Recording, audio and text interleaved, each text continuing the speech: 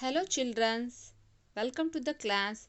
I hope you are understand the first lesson, that is Christianity and Islam in the part of history. So we are living in 21st century. 21st century is belongs to which period?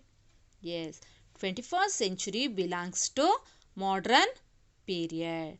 Thus, how Indian history can be classified? Yes, Indian history can be classified into three periods: ancient period, medieval period and modern period. In ancient period, they have two periods: prehistoric period and CE 700. Second one, medieval period, early medieval period between 8th to 13th century. Later medieval period between 13th to 18th century. The last one, modern period. Modern period is 19th century. 21st century also a modern period. So, today we study about the second lesson of history, that is medieval India and political transition. Medieval India and political transition.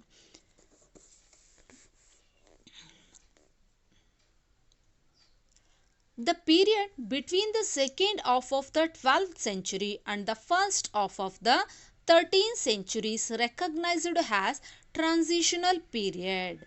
The period between the second half of the 12th century and first half of the 13th century, that means CE 1250 to CE 1325. What is meant by transition? The society enter from one era to another era. Transition means the society enter from one era to another era. One era means ancient period to medieval period. So in this transitional period, the Indian society entered the medieval period from ancient period. In this transitional period, we find out the some development in the beginning of medieval period in India. So the first development, the Turks broke the political system of small kingdom in India. This is the first development in transitional period. The Turks broke the political system of small kingdom. The Turks were belongs to Islamic religion. They were tried to capture Indian region from the beginning of 8th century. In CE 963. Alaptagin established Turk rule in India. Who established Turk rule? Yes, Alaptagin established Turk rule in India. So, they were broke the political system of small kingdom in this way. This is the first development in transitional period. The second development. So, the Turks established a strong centralized power structure. The Turks established a strong centralized power structure in India. And last one, the Turks advocate monotheism because they were influenced by Islam religion. Monotheism means is worshipped only one God, or God is one. These 3 points, these 3 points are the important development in the beginning of medieval period. So, before the arrival of the Turks, first we understand the multi-state political system. Multi-state political system means the rule of small kingdom. What is multi-state political system? The rule of small kingdom. Example, the Mauryan ruled most part of North India, means of part of India ruled by Mauryan Empire. But multi-state political system, north part ruled by so many dynasties like Solankis ruled in ruled in Gujarat. At the same, Chauhans ruled in Rajasthan. That means they were ruled particular region or particular state. This called a multi-state political system. At present, we study about multi-state political system. These are started by Rajput dynasties. Rajput dynasties. So, Rajput dynasty that ruled from 9th century to 13th century in west and north part of India. You understand? Yes, Rajput dynasty ruled from 9th century to 13th century. Where is? Yes, west and north part of India. West part and also a north part of India. After the rule of Vardhanas of Thaneshwara. Thaneshwara is the capital of Vardhanas. This is also studied in 8th standard. The famous ruler of Vardhanas, Harsha Vardhana. So after the decline of Vardhana dynasty, most of the western and northern India was ruled by Rajputs.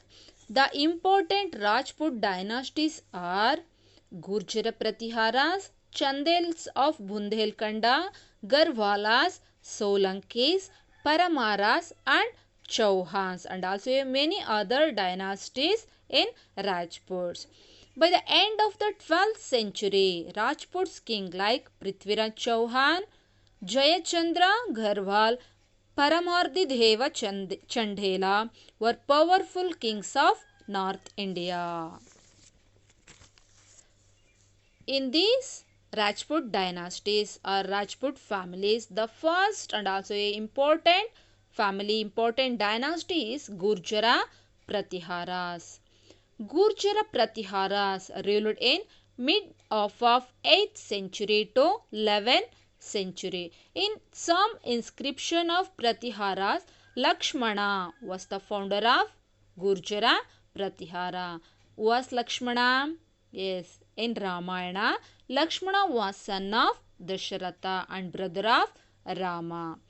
Lakshmana belongs to Kshatriya of Surya Vamsha. But the available sources, Nagabhatta is the founder of Gurjara Pratihara.